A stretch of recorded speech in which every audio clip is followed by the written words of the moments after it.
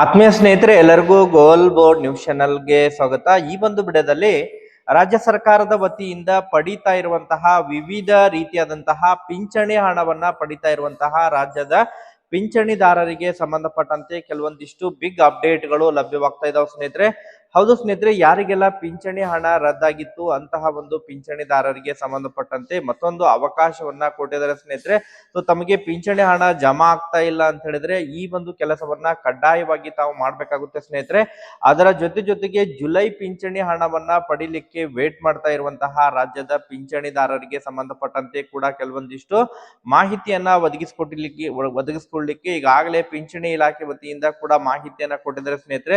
So ಈ ಒಂದು ದಾಖಲೆಗಳನ್ನ ತಾವು ಸಲ್ಲಿಸಿದ್ರೆ ಮಾತ್ರ ತಮಗೆ ಜುಲೈ ತಿಂಗಳ ಪಿಂಚಣಿ ಹಣ ಜಮಾವಣೆ ಆಗಲಿದೆ ಸ್ನೇಹಿತರೆ. ಅದರ ಜೊತೆಗೆ ಈ ಬಾರಿ ಯಾವಾಗ ಜುಲೈ ತಿಂಗಳ ಪಿಂಚಣಿ ಹಣ ಜಮಾವಣೆ ಆಗಲಿದೆ ಅದರ ಬಗ್ಗೆನೂ ಕೂಡ ತಮಗೆ ಕಂಪ್ಲೀಟ್ ಆದಂತಹ ಇನ್ಫಾರ್ಮೇಶನ್ ಅನ್ನ ಈ ಒಂದು ವಿಡಿಯೋದ ಮೂಲಕ ಮಾಹಿತಿಯನ್ನ ತಿಳಿಸ್ತಾ ಹೋಗ್ತೀನಿ ಸ್ನೇಹಿತರೆ.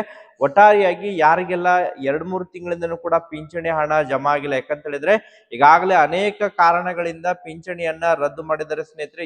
ಯಾವ ಕಾರಣಗಳಿಂದಾಗಿ ಪಿಂಚಣಿಯನ್ನ ರದ್ದು ಮಾಡಿದ್ದಾರೆ, ಸೊ ಆ ಒಂದು ಕಾರಣವನ್ನ ಕೂಡ ತಾವು ಪಡ್ಕೋಬಹುದಾಗಿದೆ. ಅದನ್ನು ಕೂಡ ಯಾವ ರೀತಿ ಪಡ್ಕೋಬಹುದು ಇನ್ಫಾರ್ಮೇಶನ್ ಅನ್ನ ತಮಗೆ ಈ ಒಂದು ವಿಡಿಯೋದ ಮೂಲಕ ಮಾಹಿತಿಯನ್ನ ತಿಳಿಸ್ತಾ ಹೋಗ್ತೀನಿ. ವಿಡಿಯೋ ಕೂಡ ತಮಗೆ ಸಹಾಯ ಆಗಲಿದೆ ಸ್ನೇಹಿತರೆ. ಸೊ ಆ ಕಾರಣಕ್ಕಾಗಿ ಪ್ರತಿಯೊಬ್ರು ಕೂಡ ತಾವು ಚಾನೆಲ್ ಅನ್ನ ಸಬ್ಸ್ಕ್ರೈಬ್ ಮಾಡ್ಕೊಂಡೇ ವಿಡಿಯೋನ ವೀಕ್ಷಣೆ ಮಾಡ್ಕೋಬೇಕು ಸ್ನೇಹಿತರೆ. ಹಾಗಾದ್ರೆ ಬನ್ನಿ ಸ್ನೇಹಿತರೆ, ತಡ ಮಾಡದೆ ಈ ಒಂದು ವಿಡಿಯೋನ ಪ್ರಾರಂಭಿಸೋಣ. ಹೌದು ಸ್ನೇಹಿತರೆ, ಈಗಾಗಲೇ ಕಳೆದ ಸುಮಾರು ಮಾರ್ಚ್ ಫೈನಾನ್ಷಿಯಲ್ ಇಯರ್ ಎಂಡ್ ಆದ್ಮೇಲೆ ಏಪ್ರಿಲ್ ತಿಂಗಳದ್ದು, ಮೇ ತಿಂಗಳು ಮತ್ತು ಜೂನ್ ತಿಂಗಳ ಪಿಂಚಣಿ ಹಣ ಬಹಳಷ್ಟು ಪಿಂಚಣಿದಾರರಿಗೆ ತಡೆ ಹಿಡಿದಿದ್ದಾರೆ ಸ್ನೇಹಿತರೆ. ಅದಕ್ಕೆ ಅನೇಕ ಕಾರಣಗಳಿದಾವೆ. ನಿರಂತರವಾಗಿ ಕೂಡ ತಮಗೆ ಮಾಹಿತಿಯನ್ನ ತಿಳಿಸ್ತಾನೆ ಬರ್ತಾ ಇದ್ದೇನೆ ಸ್ನೇಹಿತರೆ. ಅದರಲ್ಲಿ ಮೊದಲನೇ ಕಾರಣ ಅಂತ ಹೇಳಿದ್ರೆ ಯಾರೆಲ್ಲ ಈ ಅಂಗವಿಕಲರ ಪಿಂಚಣಿ ಹಣ ಕೂಡ ರದ್ದಾಗಿದೆ ಸ್ನೇಹಿತರೆ ಕೆಲವೊಬ್ರು. ಸೊ ಅಂಗವಿಕಲರ ಪಿಂಚಣಿ ಹಣ ರದ್ದಾಗ್ಲಿಕ್ಕೆ ಕೆಲವೊಂದಿಷ್ಟು ಪ್ರಮುಖ ಕಾರಣಗಳಂತ ಹೇಳಿದ್ರೆ ಏನು, ಈ ವಯೋಮಿತಿಗೆ ಆಗಿರ್ಬೋದು, ಅದ್ರ ವಯೋಮಿತಿಗಿಂತನೂ ಕೂಡ ಆದಾಯದ ಮಿತಿಯಲ್ಲಿ ಬದಲಾವಣೆಗಳು ಬಂದಂತಹ ಸಂದರ್ಭದಲ್ಲಿ ಪಿಂಚಣಿ ಹಣವನ್ನ ತಡೆ ಹಿಡಿದ್ರ ಬಗ್ಗೆ ಮಾಹಿತಿಗಳು ಕೇಳಿಬರ್ತಾ ಇದಾವೆ ಸ್ನೇಹಿತರೆ. ಹೌದು ಸ್ನೇಹಿತರೆ, ನಗರ ಪ್ರದೇಶಗಳವರೆಗೆ ಮ್ಯಾಕ್ಸಿಮಮ್ ಆಗಿ ಆದಾಯದ ಮಿತಿ 32,000 ಒಳಗಿರ್ಬೇಕು ಸ್ನೇಹಿತರೆ.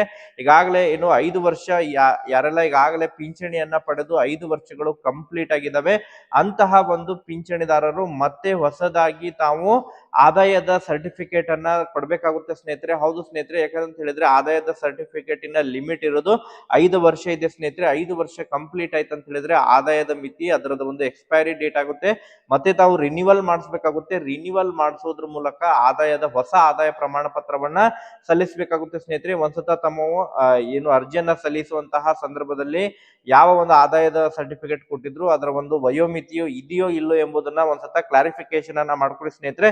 ಸಪೋಸ್ ಇನ್ ಕೇಸ್ ವಯೋಮಿತಿ ಇನ್ನೂ ಕೂಡ ಮುಗುದಿಲ್ಲ ಅಂತ ಹೇಳಿದ್ರೆ ಯಾರು ಕೂಡ ವರಿ ಮಾಡ್ಕೊಳ್ಳುವಂತ ಅವಶ್ಯಕತೆ ಇಲ್ಲ. ಇನ್ ಕೇಸ್ ವಯೋಮಿತಿ ಅದರ ಒಂದು ಏನು 5 ವರ್ಷ ಕಂಪ್ಲೀಟ್ ಆಗಿದೆ ಅಂತ ಹೇಳಿದ್ರೆ ತಾವು ಮತ್ತೊಮ್ಮೆ ಹೊಸದಾಗಿ ಇನ್ಕಮ್ ಸರ್ಟಿಫಿಕೇಟ್ ಅನ್ನ ಕೊಡ್ಬೇಕಾಗುತ್ತೆ. ಅದು ಕೂಡ ಈ ಅಂಗವಿಕಲರ ಇನ್ಕಮ್ ಸರ್ಟಿಫಿಕೇಟ್ ಕೊಡ್ಬೇಕಂತ ಹೇಳಿದ್ರೆ ಆದಾಯದ ಮಿತಿ 32,000 ಒಳಗಿರ್ಬೇಕು ಸ್ನೇಹಿತರೆ. ಅಂದ್ರೆ ಮಾತ್ರ ತಮಗೆ ಮುಂಬರುವಂತಹ ಜುಲೈ ತಿಂಗಳ ಪಿಂಚಣಿ ಹಣ ತಮ್ಮ ಖಾತೆಗೆ ಜಮಾ ಆಗುತ್ತೆ. ಇಲ್ಲ ಅಂತ ಹೇಳಿದ್ರೆ ತಮಗೂ ಕೂಡ ಜುಲೈ ತಿಂಗಳ ಪಿಂಚಣಿ ಹಣವನ್ನ ತಡೆ ಹಿಡಿತಾರೆ ಸ್ನೇಹಿತರೆ. ಸೊ ಒಟ್ಟಾರೆಯಾಗಿ ಇದರ ಒಂದು ಮಾಹಿತಿಯನ್ನ ತಾವು ಪಡ್ಕೋಬೇಕು. ಇನ್ನಿತರೆ ಅಂಗವಿಕಲರ ಇದ್ರೆ ಅವ್ರಿಗೂ ಕೂಡ ಯಾರೆಲ್ಲ ಮಾಸಾಶನವನ್ನ ಪಡಿತಾ ಇದ್ದಾರೆ ಸೊ ಅಂತವರಿಗೂ ಕೂಡ ಶೇರ್ ಮಾಡಿ ಸ್ನೇಹಿತರೆ. ಅದರ ಜೊತೆಗೆ ವೃದ್ಧಾಪ್ಯ ವೇತನ ಆಗಿರ್ಬೋದು, ಅದ್ರ ಜೊತೆಗೆ ಬಹಳ ಪ್ರಮುಖವಾಗಿ ಸಂಧ್ಯಾ ಸುರಕ್ಷಾ ಯೋಜನೆಯ ಮೂಲಕ ಪಡಿತಾ ಇರುವಂತಹ ವೇತನ ಆಗಿರ್ಬೋದು ಸ್ನೇಹಿತರೆ, ಅದಕ್ಕೂ ಕೂಡ ಆದಾಯದ ಮಿತಿ ಇದೆ ಸ್ನೇಹಿತರೆ. 32,000 ಆದಾಯದ ಮಿತಿ ಇದೆ. ಈಗಾಗಲೇ ಸಂಧ್ಯಾ ಸುರಕ್ಷಾ ಯೋಜನೆ ಮೂಲಕ ಅಂತ ಹೇಳಿದ್ರೆ 65 ವರ್ಷ ಮೇಲ್ಪಟ್ಟವ್ರು ಯಾರಿದ್ದಾರೆ ಯಾರು ಸಂಧ್ಯಾ ಸುರಕ್ಷಾ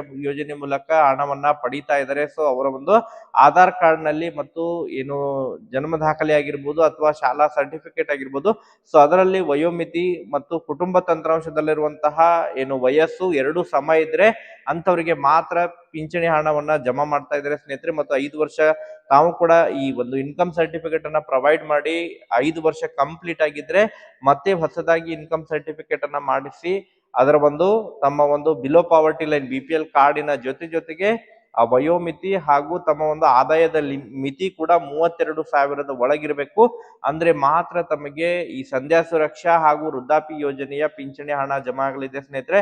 ಸೊ ಇದರಲ್ಲಿ ಬಹಳಷ್ಟು ಪಿಂಚಣಿದಾರರಿಗೆ ಪಿಂಚಣಿ ಹಣವನ್ನ ತಡೆ ಹಿಡಿಯಲಿಕ್ಕೆ ಕಾರಣ ಇದನ್ನೇ ಒದಗಿಸ್ತಾ ಇದ್ದಾರೆ ಸ್ನೇಹಿತರೆ. ಅದರ ಜೊತೆಗೆ ಈಗಾಗಲೇ ಅನೇಕ ಹಿರಿಯ ನಾಗರಿಕರು ಕೂಡ ಒತ್ತಾಯವನ್ನ ಮಾಡ್ತಾ ಇದ್ದಾರೆ.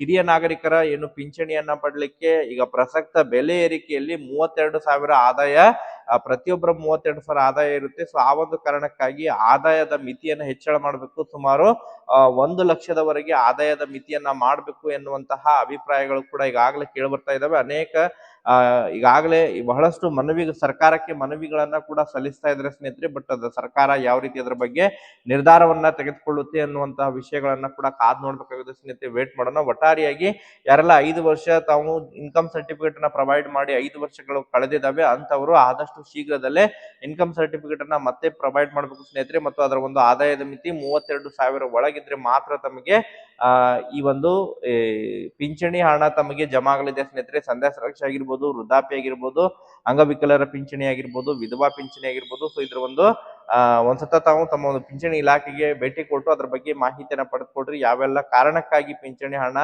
ರದ್ದಾಗಿದೆ ಎನ್ನುವಂತಹ ಮಾಹಿತಿಯನ್ನ ಪಡೆದುಕೊಂಡು ಇನ್ಫಾರ್ಮೇಶನ್ ಅನ್ನ ಪೂರಕವಾದಂತಹ ದಾಖಲೆಗಳನ್ನ ಒದಗಿಸಿಕೊಡಿ ಸ್ನೇಹಿತರೆ. ಖಂಡಿತವಾಗ್ಲೂ ಕೂಡ ತಮಗೆ ಪಿಂಚಣಿ ಹಣ ಜಮಾವಣೆ ಆಗಲಿದೆ. ಅದರ ಜೊತೆಗೆ ಈಗಾಗಲೇ ಜುಲೈ ತಿಂಗಳ ಪಿಂಚಣಿ ಹಣಕ್ಕಾಗಿ ಯಾರೆಲ್ಲ ವೇಟ್ ಮಾಡ್ತಾ ಇದ್ರ ಯಾರು ಕೂಡ ವರಿ ಮಾಡ್ಕೊಳ್ಳುವಂತ ಅವಶ್ಯಕತೆ ಇಲ್ಲ. ಈಗಾಗಲೇ ಆರ್ಥಿಕ ಇಲಾಖೆ ವತಿಯಿಂದ ಜುಲೈ ತಿಂಗಳ ಪಿಂಚಣಿ ಹಣ ಬಿಡುಗಡೆ ಆಗಿದೆ ಸ್ನೇಹಿತರೆ. ಹೌದು ಸ್ನೇಹಿತರೆ, ಇನ್ನೇನು ಬಿಲ್ಲಿಂಗ್ ಪ್ರಕ್ರಿಯೆಗಳು ಕೂಡ ಕಂಪ್ಲೀಟ್ ಆಗ್ಲಿಕ್ಕೆ ಬರ್ತಾ ಇದಾವೆ ಅನ್ನುವಂತಹ ಮಾಹಿತಿಗಳು ಕೇಳಿ ಬರ್ತಾ ಇದಾವೆ ಸ್ನೇಹಿತರೆ. ಸೊ ಯಾರಿಗೆಲ್ಲ ಪೆಂಡಿಂಗ್ ಉಳಿದಿದೆ, ಯಾರೆಲ್ಲ ದಾಖಲೆಗಳು ಸರಿಪಡಿಸಿಕೊಂಡಿದ್ದಾರೆ ಅಂತವರಿಗೆ ಪೆಂಡಿಂಗ್ ಉಳಿದಿರುವಂತಹ ಪಿಂಚಣಿಗಳನ್ನ ಒಟ್ಟಾರೆಯಾಗಿ ಜಮಾವಣೆ ಪ್ರಕ್ರಿಯೆ ಮಾಡಲಿದ್ದಾರೆ. ಜುಲೈ ತಿಂಗಳ ಹಣ ಏನು ಬಿಡುಗಡೆ ಆಗುತ್ತೆ, ಜುಲೈ ತಿಂಗಳ ಹಣ ಬಿಡುಗಡೆ ಆದಂತಹ ಸಂದರ್ಭದಲ್ಲಿ ಪೆಂಡಿಂಗ್ ಉಳಿದಿರುವಂತಹ ಜೂನ್ ತಿಂಗಳದ್ದು, ಏಪ್ರಿಲ್ ತಿಂಗಳದ್ದು, ಮಾರ್ಚ್ ತಿಂಗಳದ್ದು ಕೂಡ ಒಟ್ಟಾರೆಯಾಗಿ ಫಲಾನುಭವಿಗಳ ಖಾತೆಗಳಿಗೆ ಕ್ರೆಡಿಟ್ ಆಗಲಿದೆ ಸ್ನೇಹಿತರೆ. ಯಾರು ಕೂಡ ವರಿ ಮಾಡ್ಕೊಳ್ಳುವಂತ ಅವಶ್ಯಕತೆ ಇಲ್ಲ. ಅದರ ಜೊತೆಗೆ ಬಹಳ ಪ್ರಮುಖವಾಗಿ ಈಗಾಗಲೇ ಏನು ಈ ಜುಲೈ ತಿಂಗಳ ಪಿಂಚಣಿ ಹಣ ಯಾವಾಗ ಜಮಾ ಆಗುತ್ತೆ ಎನ್ನುವಂತಹ ವೇಟ್ ಮಾಡ್ತಾ ಇರುವಂತಹ ಫಲಾನುಭವಿಗಳಿಗೆ ಗುಡ್ ನ್ಯೂಸ್ ಅಂತ ಹೇಳಿ ಹೇಳ್ಬೋದು ಸ್ನೇಹಿತರೆ. ಹೌದು ಸ್ನೇಹಿತರೆ, ಈಗಾಗಲೇ ಬಿಲ್ಲಿಂಗ್ ಪ್ರಕ್ರಿಯೆಗಳು ಕೂಡ ಮುಕ್ತಾಯದ ಹಂತದಲ್ಲಿದ್ದು ಕಳೆದ ಸುಮಾರು 2-3 ದಿನಗಳ ಹಿಂದೆ ಅಷ್ಟೇ ಏನು ಆರ್ಥಿಕ ಇಲಾಖೆ ವತಿಯಿಂದ ಜುಲೈ ತಿಂಗಳ ಪಿಂಚಣಿ ಹಣ ಬಿಡುಗಡೆಯಾಗಿತ್ತು ಸ್ನೇಹಿತರೆ. ಬಿಡುಗಡೆಯಾಗಿ ಆಯಾ ಒಂದು ಪಿಂಚಣಿ ಇಲಾಖೆಗೆ ಬಿಲ್ಲಿಂಗ್ ಪ್ರಕ್ರಿಯೆಗಳಿಗೂ ಕೂಡ ಮುಂದಾಗಿತ್ತು ಸ್ನೇಹಿತರೆ. ಸೊ ಇನ್ನೇನು ಸುಮಾರು ಒಂದು 2-3 ದಿನಗಳಲ್ಲಿ ಜುಲೈ ತಿಂಗಳ ಪಿಂಚಣಿ ಹಣ ಪಿಂಚಣಿದಾರರ ಖಾತೆಗಳಿಗೆ ಕ್ರೆಡಿಟ್ ಆಗ್ಲಿಕ್ಕೆ ಶುರುವಾಗಲಿದೆ ಸ್ನೇಹಿತರೆ. ಒಟ್ಟಾರೆಯಾಗಿ ಗುಡ್ ನ್ಯೂಸ್ ಅಂತ ಹೇಳಿ ಹೇಳ್ಬೋದು. ಯಾರೆಲ್ಲ ಜುಲೈ ತಿಂಗಳ ಪಿಂಚಣಿ ಹಣಕ್ಕಾಗಿ ವೇಟ್ ಮಾಡ್ತಾ ಇದ್ದೀರಾ, ವೇಟ್ ಮಾಡಿ. ಖಂಡಿತವಾಗ್ಲೂ ಕೂಡ ತಮಗೆ ಮ್ಯಾಕ್ಸಿಮಮ್ ಆಗಿ ಜುಲೈ ತಿಂಗಳು ಮೊದಲನೇ ವಾರದಲ್ಲೇ ಪಿಂಚಣಿ ಹಣ ಕ್ರೆಡಿಟ್ ಆಗುವಂತಹ ನಿರೀಕ್ಷೆ ಇದೆ ಸ್ನೇಹಿತರೆ. ಸೊ ಜುಲೈ 10ನೇ ತಾರೀಕಿನ ಒಳಗಾಗಿ ರಾಜ್ಯದ ಎಲ್ಲ ಪಿಂಚಣಿದಾರರ ಖಾತೆಗಳಿಗೆ ಯಾರೆಲ್ಲ ಈಗಾಗಲೇ ಯಾರದೆಲ್ಲ ಪಿಂಚಣಿ ರದ್ದಾಗಿಲ್ಲ ಅಂತವ್ರು ಎಲ್ಲರಿಗೂ ಕೂಡ ಪಿಂಚಣಿ ಹಣ ಕ್ರೆಡಿಟ್ ಆಗಲಿದೆ. ಅದ್ರ ಜೊತೆಗೆ ಯಾರೆಲ್ಲ 5 ವರ್ಷ ಕಂಪ್ಲೀಟ್ ಆದ್ರೂ ಇನ್ನೂ ಕೂಡ ತಾವು ಇನ್ಕಮ್ ಸರ್ಟಿಫಿಕೇಟ್ ಅನ್ನ ಪ್ರೊವೈಡ್ ಮಾಡಿಲ್ಲ ಅಂತ ಹೇಳಿದ್ರೆ ಆದಷ್ಟು ಶೀಘ್ರದಲ್ಲೇ 32,000 ಒಳಗಿರುವಂತಹ ಇನ್ಕಮ್ ಸರ್ಟಿಫಿಕೇಟ್ ಅನ್ನ ಪ್ರೊವೈಡ್ ಮಾಡಿ. ತಮಗೆ ಖಂಡಿತವಾಗ್ಲೂ ಕೂಡ ಪಿಂಚಣಿ ಹಣ ಕ್ರೆಡಿಟ್ ಆಗಲಿದೆ ಸ್ನೇಹಿತರೆ. ಮತ್ತೆ ಇದಕ್ಕೆ ಸಂಬಂಧಪಟ್ಟಂತೆ ಏನಾರ ಡೌಟ್ಸ್ ಗಳಿದ್ರು ಕೂಡ ತಾವು ಕಮೆಂಟ್ ಸೆಕ್ಷನ್ ಕಮೆಂಟ್ ಮಾಡಿ. ಮುಂದಿನ ಒಂದು ವಿಡಿಯೋದಲ್ಲಿ ಅದ್ರ ಬಗ್ಗೆ ಮಾಹಿತಿಯನ್ನು ತಿಳಿಸ್ಕೊಡ್ತೀನಿ. Okay, thank you for watching this video.